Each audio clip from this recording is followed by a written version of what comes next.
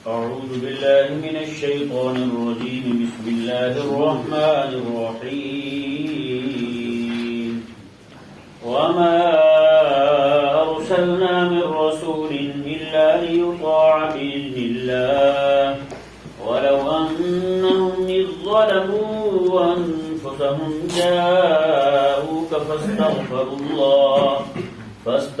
الله واستغفر لهم الرسول لوجدوا الله توابا رحيما. سبحان اللہ سبحان اللہ. ان آیات کریمہ کا تعلق بھی گزشتہ مضمون کے ساتھ ہے. تو کل ایک منافق کا قصہ ذکر ہوا تھا. منافق جو ہوتے ہیں تو اس منافق کا قصہ ذکر ہوا تو جسے رسول اللہ علیہ السلام کے فیصلے کو نہ ماننے کی وجہ سے حضرت سیدنا عمر رضی اللہ تعالیٰ عنہ نے قتل کر دیا تھا.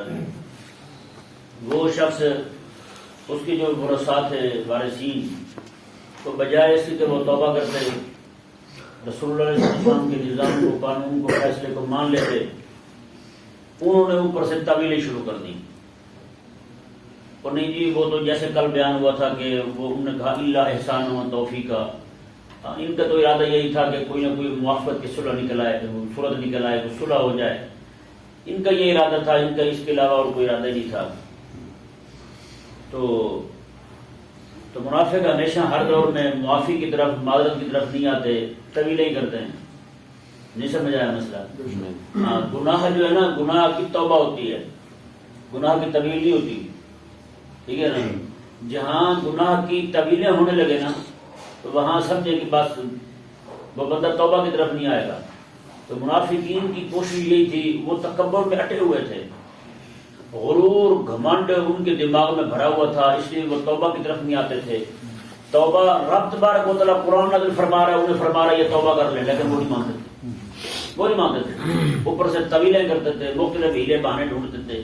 اس طرح کی حرکتیں کرتے تھے. اللہ تبارک و تعالیٰ نے اس آیت کریمہ کے اندر وہ بالخصوص سورہ منافقون میں ان کا یہ قصہ بیان کیا. اللہ تبارک و تعالیٰ نے مرائد المنافقین یصدون عنک صدودا. یہ تو پچھلی کل کے سبق میں بھی تھا. اس میں بھی اللہ تبارک و تعالیٰ نے یہ ارشاد فرمایا کہ جب انہیں کہا جائے کہ آؤ رسول اللہ علیہ السلام کی طرف میں لبوا رؤوسہم ورأیتہم یصدون میں جب آپ انہیں دیکھیں گے اپنا سر ماریں گے اور تکبر کرتے ہوئے وہاں سے نکل جاتے ہیں. آپ کی بارگاہ کی طرف نہیں آتے. تو اللہ تبارک و تعالیٰ نے اس مضمون کے ضمن میں وہ جس منافق نے رسول اللہ علیہ السلام کے نظام کو ماننے سے انکار کیا تھا آقا علیہ السلام کے فیصلے کو ماننے سے پس و پیش سے کام لیا تھا اس کے لیے اللہ تبارک و تعالیٰ نے ارشاد فرمایا. اب یہ ذہن میں رہے آیت مبارکہ جو وَلَوْ أَنَّهُمْ إِذْ ظَلَمُوا أَنفُسَهُمْ جَاءُوكَ. اس آیت مبارکہ کا نزول جو ہے وہ ہوا ہی اس بندے کے لیے ہے جو بندہ رسول اللہ علیہ السلام کے نظام سے منہ پھیر رہا ہے. بے شک. نہیں سمجھ آیا مسئلہ؟ بے شک. یا آپ ذرا غور کے ساتھ دیکھیں یہ پورا مضمون جو ہے انتہائی اہم مضمون ہے. یہ جھنجھوڑ کے رکھ دینے والا مضمون ہے. جی رونگٹے کھڑے ہو جائیں گے یہ مضمون سن کر. اس کا تعلق پچھلے سبق کے ساتھ کیا ہے جو کل ہم نے پڑھا تھا. اللہ تبارک و تعالیٰ نے پہلے ارشاد فرمایا کہ مطلقاً یہ فرمایا کہ رسول جو ہوتا ہے وہ تو مرکز اطاعت ہوتا ہے. کیا ہوتا ہے؟ مرکز اطاعت ہوتا ہے. وما ارسلنا من رسول الا لیطاع باذن اللہ. اللہ تعالیٰ نے ارشاد فرمایا ہم نے جو بھی رسول بھیجا ہے وہ اس لیے بھیجا ہے تاکہ اللہ کے حکم کے ساتھ اس کی اطاعت کی جائے. اللہ کے حکم کے ساتھ اس کی اطاعت کی جائے. اس کی فرما برداری کی جائے. اس کے حکم پر عمل کیا جائے. رسول تو آتا ہی اسی لیے ہے لیطاع باذن اللہ. اللہ کے حکم کے ساتھ اس کی اطاعت کی جائے تابعداری کی جائے. اب اس آیت مبارکہ نے وعدہ کر دیا جب سارے رسول آئے اس لیے تو امام الانبیاء علیہ السلام کی اس لیے تشریف لائے کہ حضور کی اطاعت کی جائے حضور کی فرما برداری کی جائے. آج ہمارے جلسے ہماری محفلیں ہماری میٹنگیں ہماری مشاورتیں ہماری کتابیں تقریباً وہ ساری اس بات پر تو موجود ہیں کہ حضور علیہ السلام مرکز محبت ہیں لیکن آقا علیہ السلام مرکز اطاعت ہیں. اس پر ہماری توجہ بہت کم ہے کہ بات بھی حضور کی ماننی ہے نظام بھی حضور کا ہی ماننا ہے قانون بھی حضور کا ہی ماننا ہے. اس بات پر توجہ ہی کم ہے ہماری. آپ جلسے دیکھ لیں، بیانات دیکھ لیں، مولویوں کی ترجیحات دیکھ لیں، ان کے عناوین عموماً ایسے ہوتے ہیں جس سے عوام بھڑک اٹھے، عوام جو ہے وہ جناب واہ واہ کرے اور عوام پیسے پھینکے، ہیں جی کیا کہتے ہیں نا جی، پیسے پھینک اور تماشا دیکھ، بس وہی صورت حال ہے آج کل مجمعوں کی، جلسوں کی، یعنی کوئی فکری گفتگو نہیں ہے۔ رب تبارک و تعالیٰ نے ارشاد فرمایا کہ محبوب کریم صلی اللہ علیہ وسلم کے ساتھ ساتھ باقی بھی رسول کرام علیہ السلام جو تشریف لائے ہیں لیطاع باذن اللہ، وہ آئے ہی اسی لیے ہیں تاکہ ان کی اطاعت کی جائے۔ ہر ایک نبی، ہر ایک رسول مرکز اطاعت بن کے آیا ہے۔ آج ہم نے امام الانبیاء علیہ السلام کا تعارف جو ہے وہ مرکز محبت کے، مرکز عقیدت کے تو کروایا ہے، لیکن مرکز اطاعت کے ہم نے نہیں کروایا۔ یہ ذہن میں رہے مسئلہ۔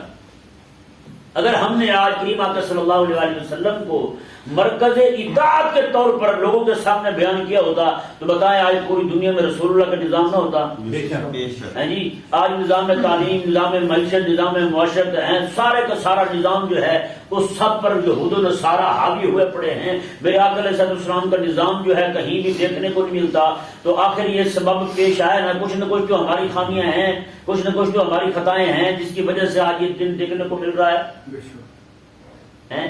بتائیں نا بھائی، دنیا میں نافذ ہونے کے لیے شریعت آئی ہے نا، جتنی بھی اس وقت شریعتیں موجود ہیں، جو کہتے ہیں کہ جو ہماری شریعت من اللہ ہے، سماوی شریعت رکھتے ہیں ہم، جیسے عیسیٰ علیہ السلام کے ماننے والے نصرانی ہیں، یہودی تو ویسے تھوڑے سے ہیں، زیادہ نصرانی ہیں، فتنہ اگرچہ یہودیوں کا زیادہ سخت ہے ان سے، نصرانیوں سے، لیکن آپ دیکھیں ان دونوں دینوں کو دیکھیں، یعنی دین عیسوی کو دیکھیں اور دین محمدی صلی اللہ علیہ وسلم کو دیکھیں۔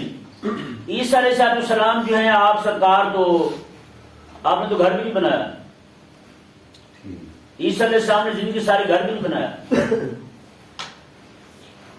تو آپ تو پہاڑوں میں رہنے والے تھے، آپ تو جنگلوں میں رہتے تھے، تو جس بندے کا دین، جس بندے کی شریعت وہ صرف عبادات تک محدود ہو اور وہ خود جنگلوں میں رہے، کیونکہ ظاہری بات ہے فرد سے گھر بنتا ہے، جس کا گھروں سے محلے بنتے ہیں، ایک گھر سے باقی گھر بنتے ہیں، گھروں سے محلے بنتے ہیں، محلوں سے شہر بنتے ہیں، اور شہروں سے ان میں پھر معاشرت کی ضرورت ہوتی ہے، معاشرے کے لیے پھر نظام کی ضرورت ہوتی ہے، پھر شہروں سے پھر ملک بنتے ہیں، صوبے بنتے ہیں، صوبوں سے پھر ملک بنتے ہیں، ملکوں سے پھر ملک سارے جوڑ کے پھر دنیا بنتی ہے، تو پھر دنیا کے نفاذ کے لیے، اس کے لیے لازم کرنے کے لیے نظام کی ضرورت ہوتی ہے۔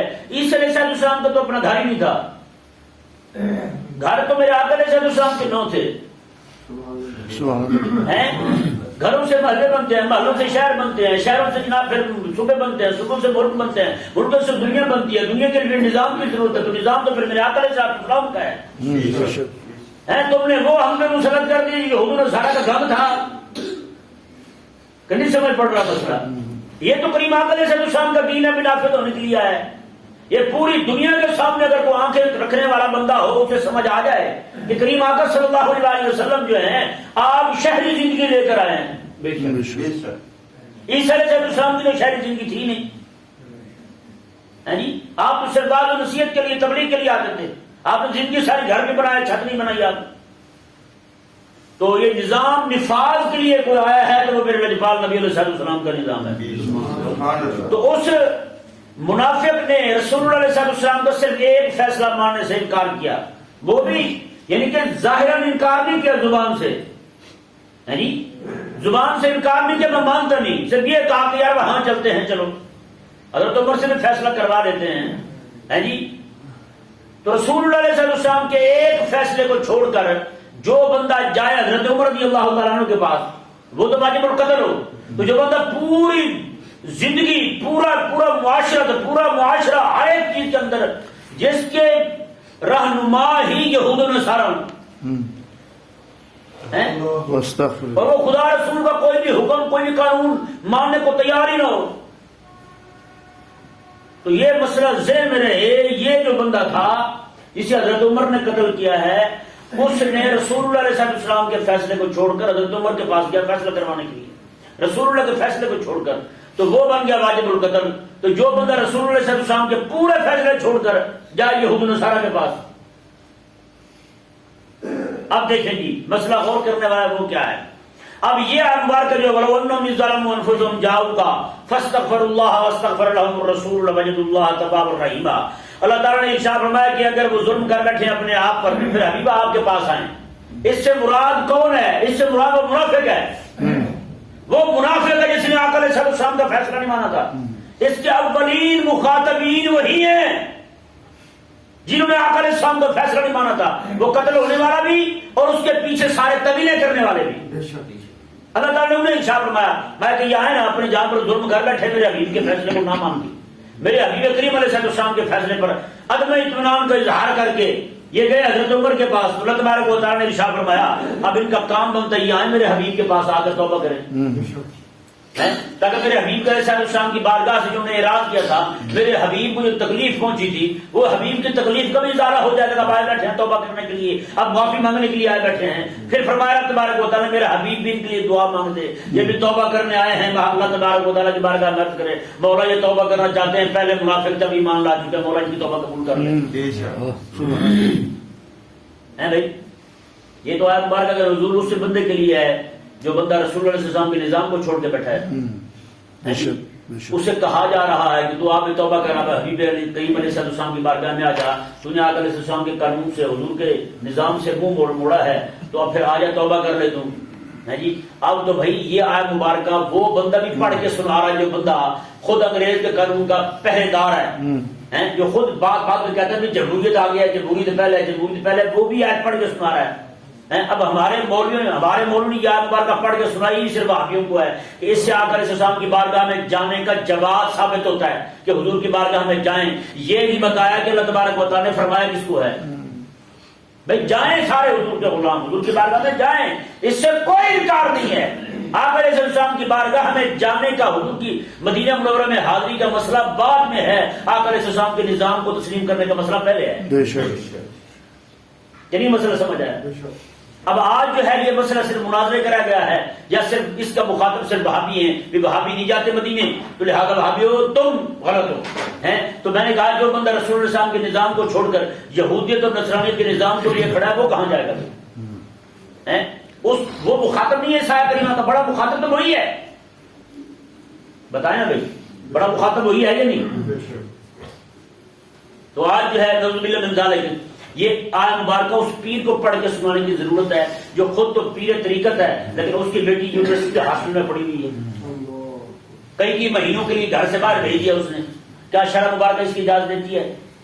بھئی یہ آیت مبارکہ تو اس کو پڑھ کے سنانے کی ضرورت ہے جو بندہ جناب رسول اللہ صلی اللہ علیہ وسلم کے نظام کو دیے ہوئے خلافت کے نظام کو چھوڑ کر کے انگریز کے نظام کو پکڑ کے پیر کھڑا ہے. آج یہ آیت مبارکہ تو گورڈے والے پیر کو سنانے کی ضرورت ہے.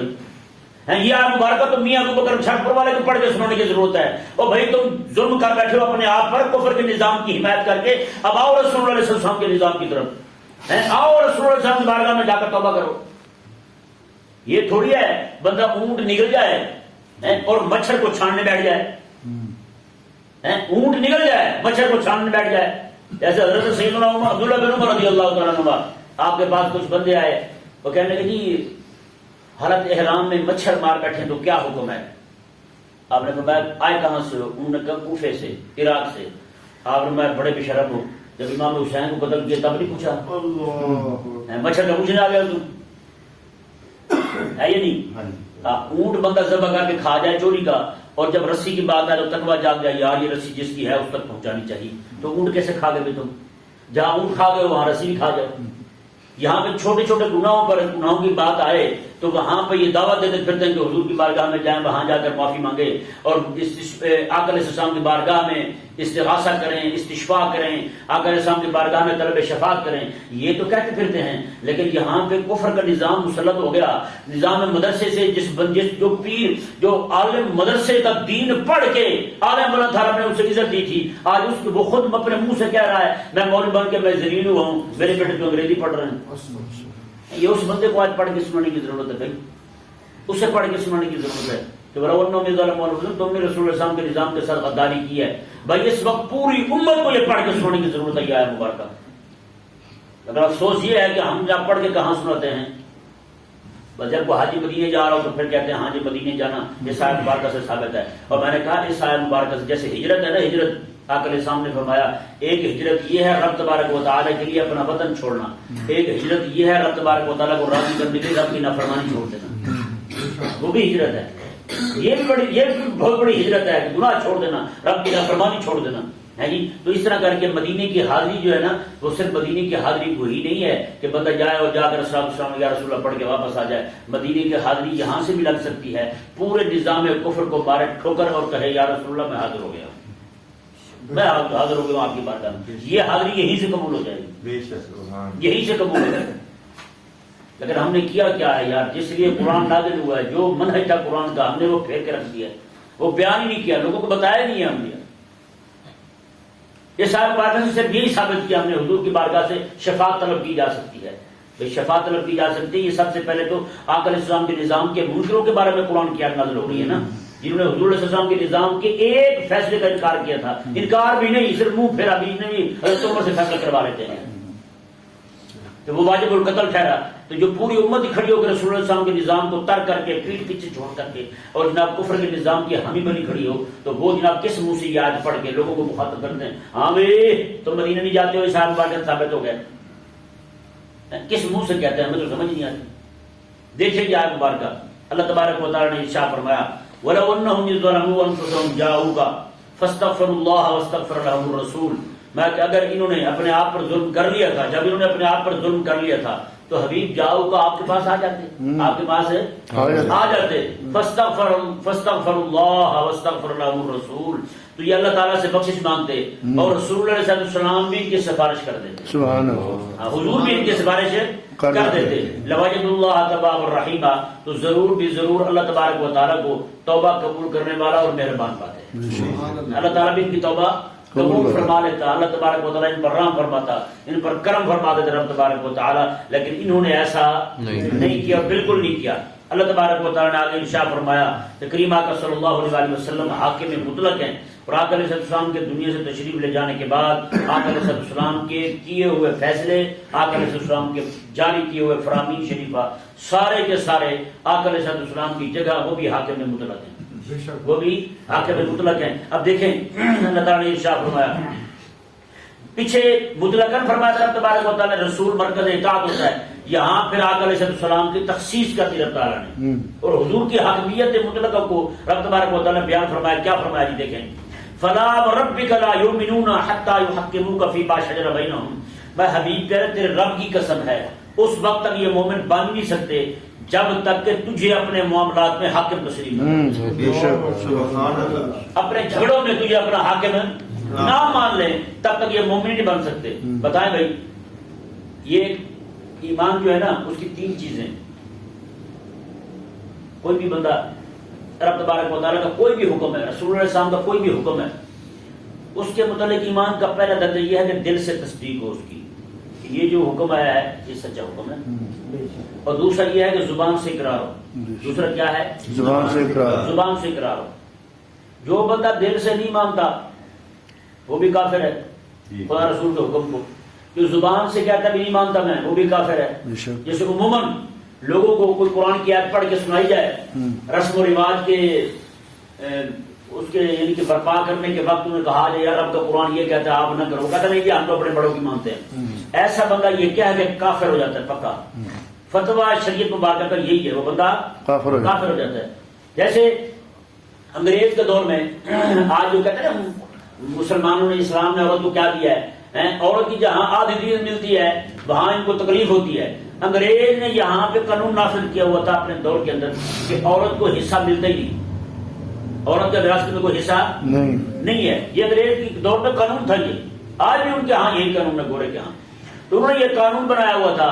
تو اس وقت جتنے بھی وڈیرے تھے نا چودھری مودری، انہیں وہ اپنی بیٹیوں کو حصہ نہیں دیتے تھے، انہیں جب کوئی عالم دین کہتے بھائی یہ تم غلط کر رہے ہو، تمہاری بیٹی کا بہن کا حصہ بنتا ہے اسے تم دو، تو آگے سے کیا کہتے تھے ہم تو بھائی ملکی قانون کے پابند ہیں۔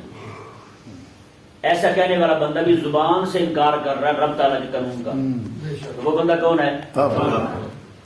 کافر ہے جی۔ جہاں بھی آپ کسی کو دیکھیں وہ بندہ رب رسول کے حکم پر یعنی کہ زبانی، ایک ہوتا ہے عمل کی صورت میں، عمل کی صورت جیسے ہم ہزاروں گناہ کرتے ہیں، یعنی لاکھوں کروڑوں گناہ کرتے ہیں ہم، ایسا گناہ گار بندہ جو زبان سے بھی کہے کہ یہ کام کر رہا ہوں غلط کر رہا ہوں، دل میں بھی تصدیق ہو یہ کام کر رہا ہوں غلط کر رہا ہوں، لیکن عمل اس کا خراب ہے، تو ایسا بندہ کافر نہیں ہے، ایسا بندہ فاسق ہے۔ ایسا بندہ کیا ہے؟ فاسق ہے، گنہگار ہے۔ اور جو بندہ زبان سے نہ مانے، زبان سے کہتا نہیں جی ہمیں تو یہی ٹھیک ہے، ہمیں تو بس یہی ٹھیک ہے، میں تو شریعت کو نہیں جانتا بھائی، میں تو دین کو نہیں جانتا، میں یہ جانتا ہوں۔ اکثر لوگوں کے منہ سے یہ بھی سنا ہے یار دین کو ایک بار پڑے رکھ، دین کو ایک مطلب سائڈ پہ رکھ، میرے ساتھ یہ بات کر، کیا مطلب ہے؟ رب تبارک و تعالیٰ فرما رہا ہے کہ میں یہ کہہ رہا ہوں میری بات مان، کہتا نہیں رب کا کہا پیچھے چھوڑ، رسول اللہ کا کہا پیچھے چھوڑ، رب کو کہہ رہا ہے یا اللہ تو نہ کہہ ابھی کچھ، میں اپنی بات کرنے لگا ہوں، تو گمن رہا پھر رسول اللہ صاحب فرما رہے ہیں کہ میں یہ کہہ رہا ہوں تجھے تو یہ کر، یہ ذہن میں رہے۔ جس طرح کر کے آج میں آپ کے سامنے کہہ رہا ہوں، ہر وہ بندہ جس کی طرف بھی شرع مبارک کا حکم بیان کیا جائے تو وہ ایسے ہی مخاطب بنے گا جیسے رسول اللہ صلی اللہ علیہ وسلم سے خود فرما رہے ہیں، وہ ایسے ہی مخاطب بنے گا جیسے قرآن میں خود کہہ رہا ہے۔ جیسے ہم نماز پڑھنے آتے ہیں، ہر نماز کے وقت رب تبارک و تعالیٰ کا حکم ہماری طرف متوجہ ہوتا ہے، ہر نماز کے وقت رب تعالیٰ کا قرآن ہماری طرف متوجہ ہوتا ہے، اٹھو اپنا نماز پڑھ، سمجھ آ رہا ہے مسئلہ؟ تو یہ ایسے ہی ہے جیسے رب تبارک و تعالیٰ خود اس سے فرما رہا ہے مومن اٹھ نماز پڑھ، اور وہ بندہ اگر صرف عملی کوتاہی کی وجہ سے نہ اٹھے نماز نہ پڑھے تو یہ گناہ گار ہے۔ لیکن اگر زبان سے کہے نہیں یار مجھے تو اپنے بڑے کام ہوتے ہیں، میں تو نماز نہیں پڑھتا بھی، اس طرح کی باتیں کرتا ہے، نہیں مجھے تو پسند ہی نہیں نماز پڑھنا، اب وہ میرے لیے تو بہت بڑا کام ہے بھائی نماز پڑھنا، اس طرح کی باتیں کرتے تو وہ ایمان سے نکل جائے گا، کیونکہ یہ باتیں جو ہیں یہ انکار کو مستلزم ہیں۔ جیسے کوئی بندہ فیکٹری میں کام کرتا ہے، اگر کوئی کہے نہیں اس سے انکار کیسے ہو جاتا ہے، فیکٹری میں کام کرتا ہے، مالک کہے ہاں بھی یہ کام کر میرا تم یہ سویٹر اٹھا کر پڑے رکھ دے، وہ کہے نہیں یہ تو بھاڑا ہے بھائی، کیا مطلب ہے؟ انکار ہی کیا نا اس نے، یہاں انکار سمجھ جاتا ہے، رب تعالیٰ کے حکم کے معاملے میں یہ جملہ انکار کیوں نہیں؟ تو اس طرح کر کے ایمان کے 3 درجے ہیں۔ سب سے پہلے دل سے مانے رب تعالیٰ کے حکم کو، تصدیق بالقلب سے کہتے ہیں۔ نمبر 2 اقرار باللسان، زبان سے انکار ہو۔ نمبر 3 عمل بالارکان ہو، یعنی کہ اپنے اعضاء کے ساتھ اعضاء کے ساتھ اس پر عمل ہو۔ یہ 3 چیزیں جو ہیں، پہلے 2 کا انکاری یعنی جو دل سے نہ مانے زبان سے انکار کرے وہ بندہ پکا کافر ہے، اور جو بندہ صرف عمل سے یعنی عمل اس کا ایسا ہو گیا ہے یعنی سستی کی وجہ سے نماز نہیں پڑھ پا رہا یا گناہ میں مبتلا ہے، وہ فاسق ہے، وہ کافر نہیں ہے۔ تو یہ آیت مبارکہ واضح کر رہی ہے، اللہ تبارک و تعالیٰ نے یہاں ارشاد فرمایا کہ فلا وربک لا یؤمنون، میں حبیب پیارے وہ مومن ہو ہی نہیں سکتے جب تک کہ تجھے حاکم نہ مانے۔ کس بات میں؟ فی ما شجر بینہم، اپنے جھگڑوں میں۔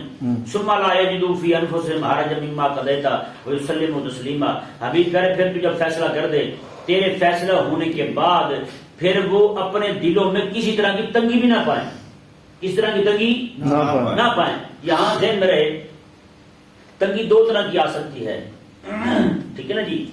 ایک تنگی تو جیسے میں آپ کو سمجھانے کے لیے ایک مثال دوں تاکہ سمجھانا یہ بات جو ہے نا آسان ہو جائے میرے، کوئی بندہ فوت ہو جائے، بندہ فوت ہو جائے، کسی کو بندہ رشتے دار فوت ہو جائے، کسی کا ابا چڑھ جائے دنیا سے اللہ نہ کرے، تو وہ فوت ہو جائے تو فوت ہونے پر روئے گا تو صحیح نا، روئے گا تو صحیح۔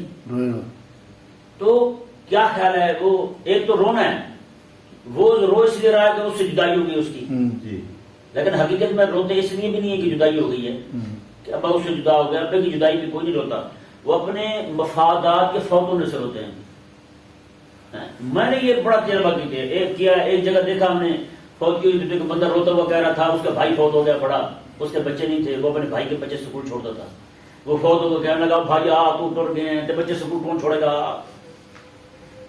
بھیا تو ٹر گئے ہیں تو بچے سکول کون چھوڑے گا، یعنی اسے اپنے بچوں کو سکول چھوڑنے کا غم ہے، جب کون چھوڑے گا، بھائی کے مرنے کا کوئی غم نہیں۔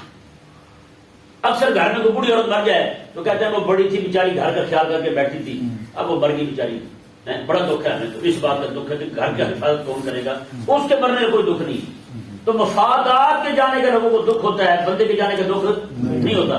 تو اب کسی بندے کے فوت ہونے پر بندے کو دکھ ہوا ہے، دکھ اس لیے ہے کہ جناب وہ بندہ اس سے جدا ہو رہا ہے، تو اس دکھ کی وجہ سے اس پر کوئی حکم شرعی نہیں لگتا۔ یہ دکھ آتا رہتا ہے بندے کو، مومن کو بھی آتا ہے، کافر کو بھی آتا ہے۔ اگر اسے دکھ یہ ہے کہ رب تبارک و تعالیٰ نے کیوں مارا اسے، دکھ اس لیے ہے اسے کہ رب تعالیٰ نے کیوں مارا ہے اسے، تو پھر وہ مومن نہیں رہے گا، کیونکہ اللہ تبارک و تعالیٰ کے حکم پر اعتراض کر رہا ہے جی۔ اب اسی طرح کر کے کوئی بندہ ایسا ہے جو جس کے خلاف فیصلہ ہوا شریعت کا ہے جی، ایک دم اسے دکھ آ گیا جو اس کے مفاد کے فوت ہونے کا ہے، تو اس پر تو تنگی آنے کی وجہ سے کوئی اسے نقصان نہیں ہے، یہ مومن ہے۔ اگر اسے دکھ آیا ہے کہ یہ فیصلہ شریعت نے کیوں دیا میرے خلاف، پھر وہ مومن ہے نہیں رہے گا، پھر وہ مومن نہیں رہے گا کیونکہ شریعت پر اعتراض کر رہا ہے۔ سمجھا گیا مسئلہ؟ مفاد کے فوت ہونے پر دکھ آنا، دل میں تنگی آنا، یہ اس کو ایمان سے خالی نہیں کرتا، ایمان سے خارج نہیں کرتا۔ اگر اسے دکھ ہو رہا ہے شریعت مبارک کے فیصلے پر، اللہ تعالیٰ نے یہ فیصلہ دیا کیوں ہے، جس نے میرے مفاد کو مار دیا ہے، تو ایسا بندہ پھر مومن نہیں رہے گا۔ اللہ تبارک و تعالیٰ نے ارشاد فرمایا جی دیکھیں، فلا وربک لا یؤمنون، فرمایا حبیب میرے تیرے رب کی قسم ہے یہ مومن نہیں ہو سکتے یہاں تک کہ تجھے حاکم نہ مان لے اپنے باہمی معاملات میں، اپنے جھگڑوں میں۔ ثم لا یجدوا فی انفسہم حرجا مما قضیت ویسلموا تسلیما، رب تبارک و تعالیٰ نے فرمایا کہ پھر تیرے فیصلہ ہونے کے بعد اپنے دلوں میں کسی طرح کی کوئی تنگی نہ پائیں، ویسلموا تسلیما، اور تیرے حکم پر خوب اپنا سر جھکا لیں۔ ہاں ویسلموا تسلیما، اچھی طرح اپنا سر جھکا لیں کہ مولا جو تیرے حبیب نے فیصلہ کیا ہے مجھے قبول ہے، مجھے منظور ہے۔ رب تبارک و تعالیٰ نے یہ فرمایا ہے جی۔ تو اللہ تبارک و تعالیٰ ہم سب کو کریم آقا صلی اللہ علیہ وسلم کے ہر فیصلے کو دل و جان سے ماننے کی، تسلیم کرنے کی توفیق عطا